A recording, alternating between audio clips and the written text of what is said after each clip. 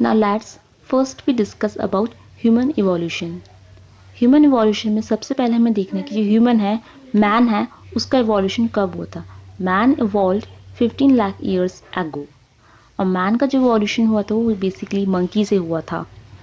सबसे पहले जो मंकी था वो इवॉल्व हुआ होमो इरेक्टस में, that is also known as जावामेंस.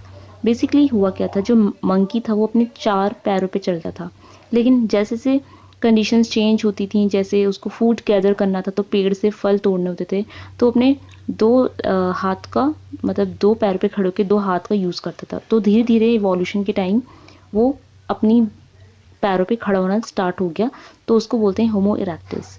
Homo means होता है कंटिन्यूस और इरेक्टस मीन्स होता है इरेक्ट, क्योंकि मंकी अपने पैरों पे चढ़ लेते, that is they move by standing erect on his feet, so इसको बोलते हैं होमो इरेक्टस. उसके बाद नेक्स्ट जो इवोल्यूशन हुआ था होमो इरेक्टस या जावा मेंस का इवोल्यूशन हुआ था क्रोमैग्नन्स में. क्रोमैग्नन क्या होते हैं, बेसिकली क्रोमैग्नन में क्या होता है कि जो चिन होती है, उनकी चिन बहुत ही प्रोमिनेंट थी और जो ब्रेन कैपेसिटी थी, ब्रेन का साइज़ बहुत बड़ा था. उसके बाद डेवलप्ड होते होते, इवोल्यूशन होते होते Homo sapiens, that is also known as modern man, वो इवॉल्व हुए. और जो होमो सैपियंस हैं बेसिकली बायनोमियल नॉमेनक्लेचर के हिसाब से उनको होमो सैपियंस बोलते हैं, लेकिन ट्राइनोमियल नॉमेनक्लेचर के हिसाब से होमो सैपियंस सैपियंस बोलते हैं. सैपियंस का बेसिकली मीन क्या होता है, सैपियंस का मतलब होता है लर्निंग हैबिट, मीन्स कुछ हैबिट सीखना. सो बेसिकली सैपियंस का मतलब होता है कुछ learning habit, so they are known as homo sapiens. अब जो ये होमो सैपियंस हैं या मॉडर्न मैन है, ये इवॉल्व कहाँ पे हुए थे, ये इवॉल्व हुए थे first, they evolve in Africa, और कब हुए थे 35,000 ईयर्स एगो. उसके बाद नेक्स्ट पॉइंट है 8700 to 7700 BC starts domesticated pet, first pet wild dog. Means 8700 से लेकर 7700 BC के बीच में क्या था, एनिमल्स का डोमेस्टिकेशन स्टार्ट हुआ था. और बेसिकली जो फर्स्ट एनिमल जो एज अ पैट यूज़ करा था वो उन्होंने यूज़ करा था वाइल्ड डॉग. क्यों यूज़ करा था, for hunting purpose. Next point है क्रॉप कल्टीवेशन और एग्रीकल्चर स्टार्ट इन 7500 BC. ये point agriculture point of view से और एग्जाम पॉइंट ऑफ व्यू से बहुत इंपॉर्टेंट है कि एग्रीकल्चर कब स्टार्ट हुआ था. बेसिकली जो क्रॉप का कल्टीवेशन या फिर हम कह सकते हैं कि एग्रीकल्चर है वो स्टार्ट हुआ था 7500 BC में. और बेसिकली जो एग्रीकल्चर का स्टार्टअप हुआ था वो बेसिकली वुमेन्स के द्वारा हुआ था, क्योंकि वुमेन्स ही बेसिकली एग्रीकल्चर परफॉर्म करती थी, वो सीड्स का डिस्पर्जन करती थी. तो बेसिकली जो पूरा प्रॉपर एग्रीकल्चर वुमेन्स के द्वारा स्टार्ट हुआ था 7500 BC में. उसके बाद क्या होता कि आयरन का जब डिस्कवरी हो गई थी, जब आयरन का यूज़ करना स्टार्ट हुआ था, उसके बाद जो एग्रीकल्चर था वो एकदम रिवोल्यूशनाइज्ड हो गया था. Means iron revolutionise agriculture, because agriculture में बहुत सारे इम्प्लीमेंट्स टूल्स होते हैं जो कि आयरन के बने होते हैं. तो बेसिकली आयरन की डिस्कवरी ने बहुत ज़्यादा सपोर्ट करा एग्रीकल्चर को. Now let's we discuss about agriculture. Agriculture basically Latin word से डेराइव हुआ है, एग्रिक या फिर एगर प्लस कल्चरा. ये 2 लैटिन वर्ड हैं, एग्रिक एगर प्लस कल्चरा. इसका मतलब क्या होता है, बेसिकली एग्रिक और एगर का मतलब होता है सॉइल, कल्चरा का मीन्स होता है कल्टीवेशन. तो that is soil and its cultivation. Tillage क्या होता है, टिलेज ऑफ सॉइल और in other words cultivation of soil is known as agriculture. Basically agriculture का मतलब होता है टिलेज ऑफ सॉइल और cultivation of soil, that is agriculture. So basically agriculture is an art and science both in which we study all human activities related to use of soil. Basically human की जो activities होती हैं related to the use of soil, कि हम use soil का किस तरह से यूज़ कर रहे हैं, बेसिकली हम यूज़ क्या करते हैं कल्टीवेशन करने के लिए, that is known as agriculture. Agriculturist basically जो इंसान होता है, that person is known as agriculturist. Agriculturist had to study the management of field as well as principles and practices of crop production. Basically जब हम agriculture करते हैं तो हम बेसिकली ध्यान रखते हैं कि हमें सॉइल का मैनेजमेंट करना है और जिस फील्ड में हम क्रॉप्स ग्रो करेंगे उसको भी मैनेज करना है.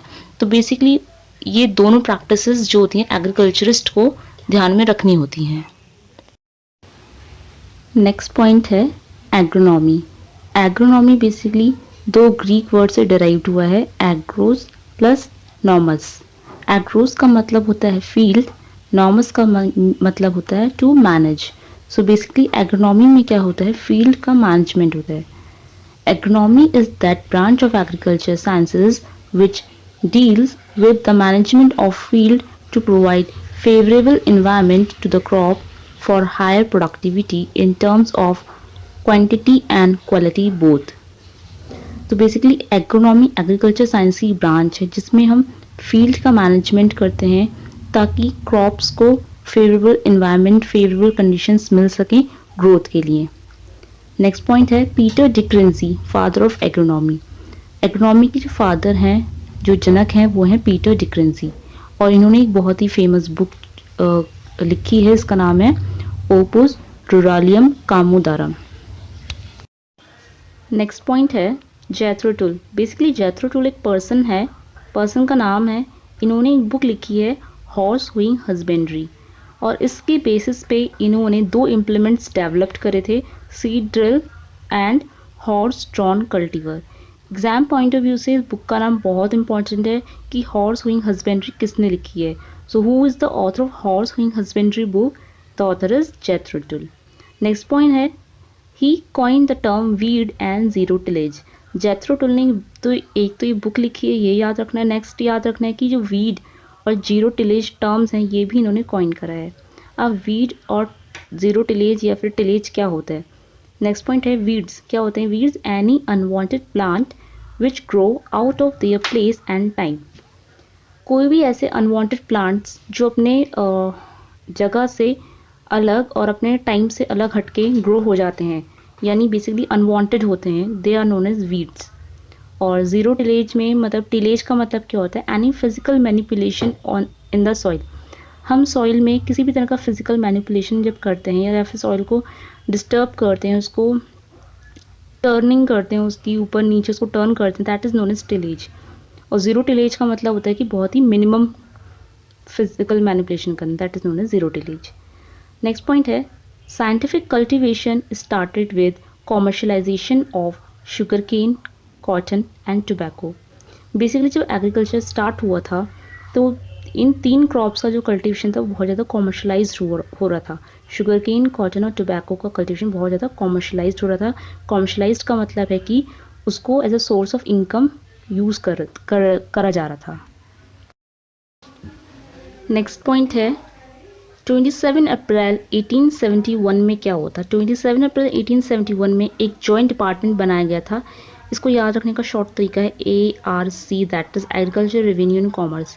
ये जो जॉइंट डिपार्टमेंट बना था, ये बनाया गया था बाय लॉर्ड मायो, और ये किसकी रिक्वेस्ट पे बना था? ये बना था AO ह्यूमे की रिक्वेस्ट पे।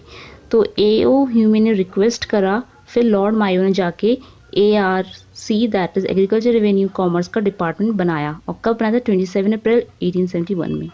नेक्स्ट याद रखना है फेमाइन कमीशन। जो पहला फेमाइन कमीशन था वो बना था 1880 में, और फर्स्ट फेमाइन कमीशन जो कि 1880 में बना था, उसी की रिकमेंडेशन के बाद सेंट्रल डिपार्टमेंट ऑफ एग्रीकल्चर जो कि 1881 में बना था।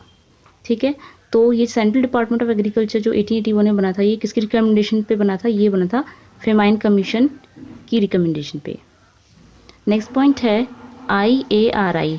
IARI का पहला जो था नाम वो था इंपीरियल एग्रीकल्चर रिसर्च इंस्टीट्यूट, और ये कब बना था? ये बना था 1905, दैट इज़ 1905 में बना था, और ये बना था पहले पूसा, बिहार में। ठीक है, और ये किसके द्वारा बना? ये vice royalty of Lord Curzon के टाइम पे बना था। अब ये बना था पूसा, बिहार में 1905 में, लेकिन 1934 में वहाँ की बिल्डिंग जो थी डैमेज हो गई, डिस्ट्रॉय हो गई, क्योंकि वहाँ अर्थक्वेक आ गया था। तो उसके बाद 1936 में ये IARI की जो बिल्डिंग है ये शिफ्ट कर दी गई थी पूसा रोड, न्यू दिल्ली में। यानी आज की डेट में जो IARI है वो पूसा, न्यू दिल्ली में है। फिर इसका जो नेम था वो इंडिपेंडेंस के बाद चेंज हो गया था, वो बन गया था Indian council of agriculture research. उसके बाद 1958 में जो यूनिवर्सिटी थी इसको डीम्ड यूनिवर्सिटी का खिताब मिल गया था बाय UGC। UGC मतलब होता है university grant commission. Next point है ICAR के बारे में। ICAR का मतलब जो पहले था वो था imperial council of agriculture research, और ये स्टैब्लिश हुआ था 16 जुलाई 1929। और यहाँ पे एक चीज़ और याद रखना है कि एक ICR डे होता है जो कि हम मनाते हैं 16 जुलाई को, बिकॉज 16 जुलाई 1929 में ICR स्टैब्लिश हुआ था। और ये किसकी वाइस रॉयल्टी में स्टैब्लिश हुआ था? Under the viceroyalty of Lord Linlithgow. इससे पहले हमने IARI पढ़ा था जो कि स्टैब्लिश हुआ था under the viceroyalty of Lord Curzon, और ICR स्टैब्लिश हुआ है under the viceroyalty of Lord Linlithgow. इसके जो पहले प्रेसिडेंट थे ICR के वो थे मोहम्मद हबीबुल्ला, और इसके जो सेक्रेटरी थे वो थे ऐसे हैदरी। ये दोनों नाम बहुत इंपॉर्टेंट है, ये याद रखना है। उसके बाद 1946 में क्या हुआ था, इसका मतलब वही इंडिपेंडेंस के टाइम पे जिसका जो नेम था वो इम्पीरियल की जगह इंडियन आ गया था, तो उसका जो ICR का नाम जो आज की डेट में वो है Indian council of agriculture research, और ये है न्यू दिल्ली में। और इसका जो नेम चेंज हुआ था वो हुआ था under the presidentship of Jogendra Singh. Then 1966 में ICR एक ऑटोनॉमस बॉडी में रिकॉन्स्टिट्यूट हो चुका था, और इसके जो फर्स्ट DG रहे थे, DG मीन्स होता है डायरेक्टर जनरल, तो ICR के फर्स्ट डायरेक्टर जनरल रहे थे डॉक्टर BP पाल। डॉक्टर BP पाल बहुत ही फेमस रोज़ ब्रीडर हैं, और डॉक्टर BP पाल खुद एक रोज़ की बहुत ही फेमस वैरायटी का नाम भी है। नेक्स्ट है during 1901 to 1905 6 agriculture colleges established in India. मतलब 1901 से 1905 के बीच में 6 एग्रीकल्चर कॉलेज जो थे इंडिया में स्टैब्लिश्ड हुए थे। और ये कौन कौन सी जगह स्टैब्लिश्ड हुए थे, इनके नाम हैं, ये आपको याद होने चाहिए 6 जगहों के नाम: पुणे, कानपुर, सबौर, नागपुर, ललियालपुर, कोयम्बटूर। इनमें से जो ललियालपुर प्लेस है वो अब पाकिस्तान में है। और इसमें इंपॉर्टेंट चीज़ जो याद रखना है वो ये याद रखना है कि सबौर जो है वो पहली प्लेस है जहाँ पे agriculture extension as a course जो स्टडी कराया गया था, सबौर, जो कि बिहार में है। नेक्स्ट है ऑन द रिकमेंडेशन ऑफ, 2 लोगों की रिकमेंडेशन के हिसाब से। कौन कौन है 2 लोग? फर्स्ट है फर्स्ट एजुकेशन कमीशन जो कि स्टार्ट हुआ था 1949 में। इसके हेड रहे थे उस टाइम डॉक्टर सर्वपल्ली राधाकृष्णन, इनकी रिकमेंडेशन पे। और दूसरा है first and second Indo American team. तो इन दोनों की रिकमेंडेशन के हिसाब से इंडिया की जो फर्स्ट एग्रीकल्चर यूनिवर्सिटी थी वो स्टैब्लिश्ड हुई थी उत्तराखंड में। उसका नाम है Govind Vallabh Pant university of agriculture and technology, जो कि प्रेजेंटली उत्तराखंड स्टेट में पन्नगर प्लेस है वहाँ पर है। लेकिन इससे पहले ये जो थी ये यूनिवर्सिटी पहले उत्तर प्रदेश में थी, बट जब उत्तराखंड और उत्तर प्रदेश का पार्टीशन हो गया तो ये अब करंटली ये जो प्लेस है यूनिवर्सिटी है ये उत्तराखंड स्टेट में। यहाँ पे आपका ये क्वेश्चन है कि आपको बताना है कमेंट बॉक्स में आंसर करके कि ये यूनिवर्सिटी जो स्टैब्लिश्ड हुई है ये किस ईयर में स्टैब्लिश हुई थी, किस साल में ये यूनिवर्सिटी स्टैब्लिश हुई है, ये आपको कमेंट बॉक्स में आंसर करना है।